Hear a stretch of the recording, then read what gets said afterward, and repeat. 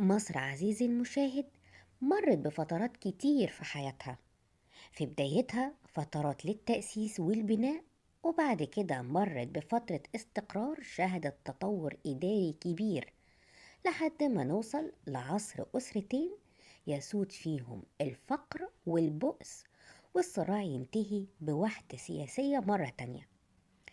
عاشت مصر خلالهم فترة رخاء وغنى عشان يحل على مصر مرة تانية تدهور واحتلال. تدهور عشان مرت مصر بمحن داخلية، واحتلال لأن مصر احتلت من الهكسوس. طب بالراحة كده، تعالى أحكي لك عن كل فترة بشكل مختصر بس مفيد. الأسرتين الأولى والتانية ملوكها بذلوا مجهود كبير في التنظيم الإداري، لأن مصر قبل الأسرتين دول كانت مقسمة لجزئين منفصلين، كل واحدة فيهم ليهم إدارة منفصلة. يبقى لازم نطور النظام الإداري حتى يخضع لسلطان ملك واحد. ومع اختراع الكتابة والحروف اللغة المصرية اتطور النظام الحكم وأصبح فيه إحصاء بيتم كل عامين. وفي عهد الأسرة التانية أصبحت من حق المرأة تولي الحكم.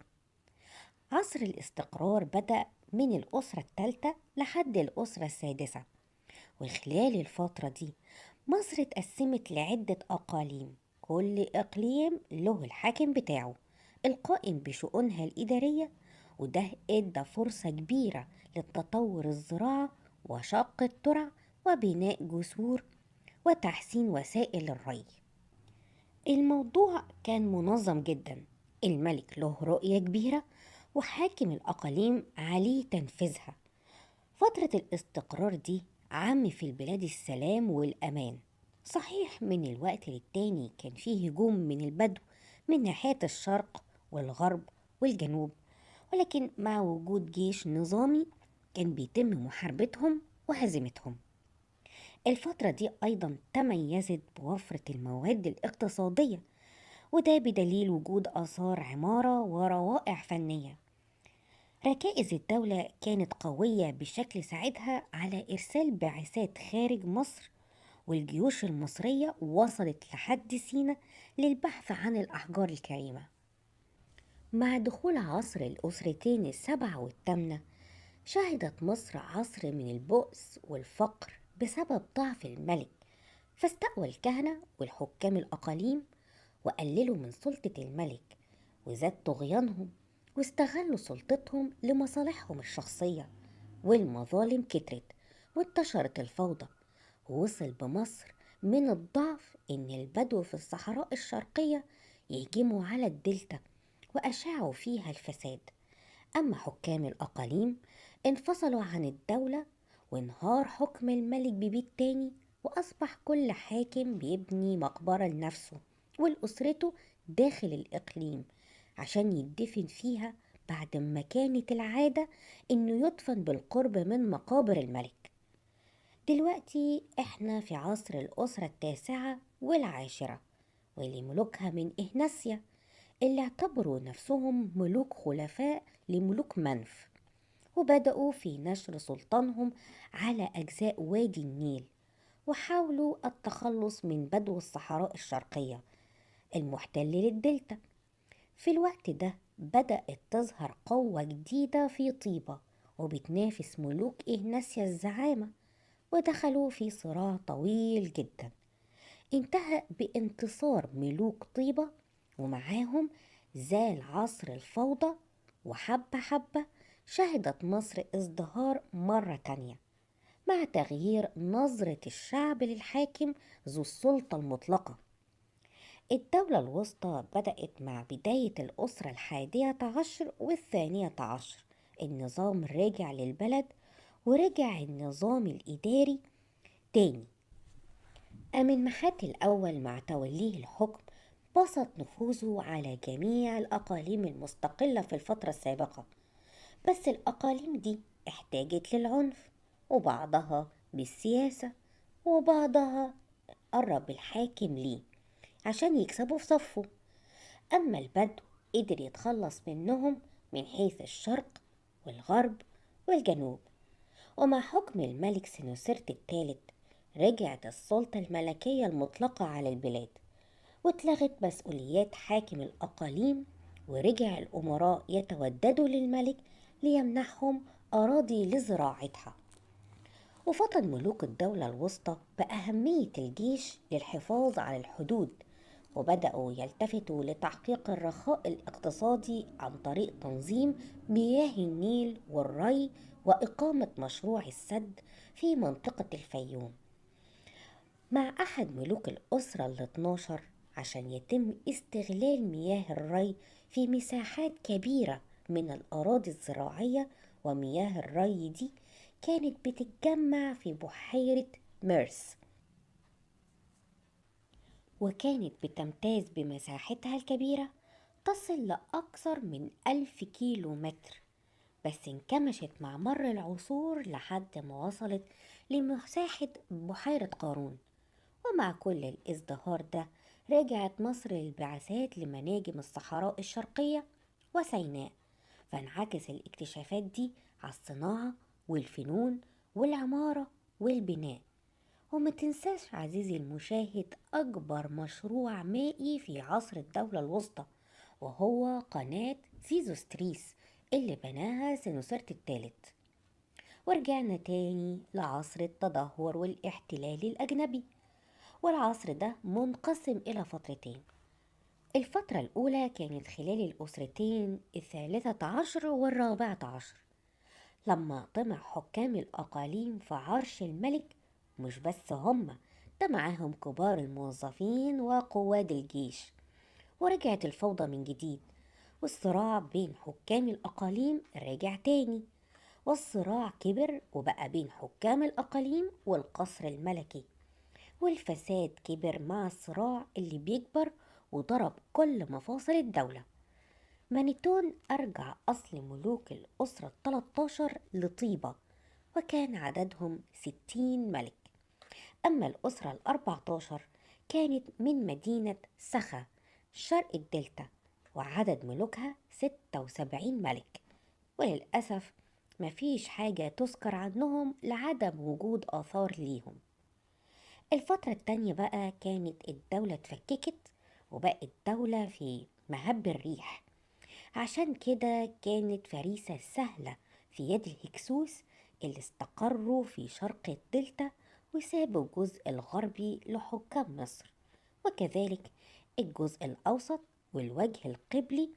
والنوبيون سيطروا على الجزء الجنوبي للبلاد. الهكسوس حكموا مصر خلال الأسرة 15 وال16 وجزء من الأسرة 17. في بداية الحكم أساءوا معاملة المصريين ومعبوداتهم ومقدساتهم، بس مع الوقت نقعنا عليهم، وبدأوا يقلدوا ملوك مصر في زيهم وألقابهم وتقاليدهم. ورغم كل التغيير ده إلا إن الروح الوطنية فضلت تقوى مع مرور الأيام. المصريين كانوا شايفينهم مجرد دخلاء احتلوا البلد وبيدفعوهم جزية. وبدأت الأمراء طيبة في تزعم التحرير في أواخر الأسرة 17، فزحفوا ناحية الشمال وحرروا مصر الوسطى. وكمل أحمس المسيرة إلى عاصمة الهكسوس أفاريس، وانتصر عليهم ودفعهم لخارج مصر حتى وصل لعقر دارهم في شاروهان جنوب فلسطين، وحاصرهم لمدة 3 سنين لحد ما استولى عليها. مع مجيء الأسرة ال18 وال19 وال20، ومع التخلص من الهكسوس، عرفت مصر أهمية القوة العسكرية. عشان كده كانت نقطة تحول في بناء جيش قوي عامل منظم مسلح بأفضل الأسلحة المعروفة. الأسرة ال18 كانت رمز للازدهار السياسة الداخلية والخارجية لمصر، أما الأسرة ال19 كانت رمز لعودة الكفاح. أما الأسرة ال20 كانت آخر مراحل القوة. مع الأسرة ال18 ذاع صيت مصر في الشرق، ده غير الاستقرار الداخلي والسياسي، فزاد ثراء الموظفين الملكيين. في أواخر الأسرة التمنتاشر إخناتون كان بدأ يهمل شؤون الحكم، وكان بدأ يظهر الفساد الإداري تاني والاستخدام السيء للسلطة. ولكن مع مجيء حور محب اللي حكم مصر بقوانين صارمة، رجع مصر للمسار الصحيح. وبدأت الأسرة التسعتاشر اللي رجعت مصر ما أفقدته من قوة. وأبرز شخصية في الأسرة التسعتاشر كان رمسيس الثاني، اللي عمل معاهدة سلام مع الحيثيين، واللي كان زيه رمسيس الثالث اللي حط حد لغارات الليبيين وشعوب البحر الأبيض. عاشت مصر فترة جميلة مليئة بالقوة والازدهار والثروة، والدليل على كده تشييد معابد الكرنك والبر الشرقي والدير البحري ورمسيوم، مدينة هابو، معبد سيتي، معبد رمسيس الثاني. في خلال حكم الملوك الأسرة العشرين كان الملوك دائمي العطاء للمعابد والكهنة، فزاد ثروتهم وزاد نفوذهم وتدخلهم في شؤون السياسية. فزادت نفوذهم وزاد ثروتهم وتدخلوا في شؤون السياسية، وفضل نفوذهم يزيد لحد ما وصلوا للحكم مع عصر الأسرة الواحد وعشرين، واللي بدأت مع تولي حورحور كبير كهنة آمون مقاليد الحكم. ونظرا لعدم الخبرة، الأحوال الاقتصادية اضطربت واشتدت الضائقة المالية على طبقة العمال في البر الغربي، وبدأت الاضطرابات بسبب تأخر صرف مستحقات الشهرية. مع امتداد العصور من الأسرة الواحد وعشرين حتى الأسرة الثلاثين، مرت مصر بكل أنواع الصراعات الداخلية والتدخلات الأجنبية وفترات الفتور والتخبط والنكسات والاحتلال الأجنبي. بمعنى أصح كل اللي نفسك فيه موجود. عصر الفتور كان بعد تولي أحد كبار كهنة آمون الحكم، فانقسمت البلاد لمملكتين: مملكة الجنوب عاصمتها طيبة ودي بيحكمها حرحور، ومملكة الشمال تانيس وبيحكمها سمنتس. عشان تتحول الدولة إلى عصر التخبط والضعف بسبب تولي الحكم ملوك من أصل ليبي، واستقروا في مصر منذ زمن، فبدأت الوجه البحري في الانقسام إلى عدة إمارات، والنوبة انفصلت عن مصر عشان ترجع مصر لعصر الكفاح اللي كان مع الأسرة الأربعة وعشرين، وقدروا يحققوا الوحدة السياسية للبلاد، وحكموا البلاد من سايس غرب الدلتا. الأسرة الخمسة وعشرين كانوا ملوك من كوش، أسرة ضعيفة قدروا أمراء محليين التغلب عليه ونزعوهم في الملك لحد ما احتل الآشوريين مصر وطردوا الكوشيين. بعد عصر المحنة دي كان في عصر النهضة مع الأسرة الستة وعشرين اللي طردت الآشوريين ونهضوا بالوضع السياسي لمصر وأعادوا بناء الجيش المصري، حتى حاولوا إعادة بناء قناة زيزوستريس مرة أخرى. ولكن مع انتهاء الأسرة الستة وعشرين وبداية الأسرة السبعة وعشرين تعرضت مصر للغزو الفارسي، وقائدهم قمبيز عام 525 قبل الميلاد، وضمت مصر الإمبراطورية الفارسية، والمصريين اتعاملوا بقسوة اللي أدى إلى ثورة المصريين عدة مرات. وصلنا عزيزي المشاهد للأسرة التمانية وعشرين والتسعة وعشرين، ودي آخر أسرتين وطنيتين، لأنهم تزعموا الثورة ضد الفرس ونجحوا في تحرير منهم وأخرجوهم من مصر، وساعدوا اليونانيين في توطيد سلطانهم.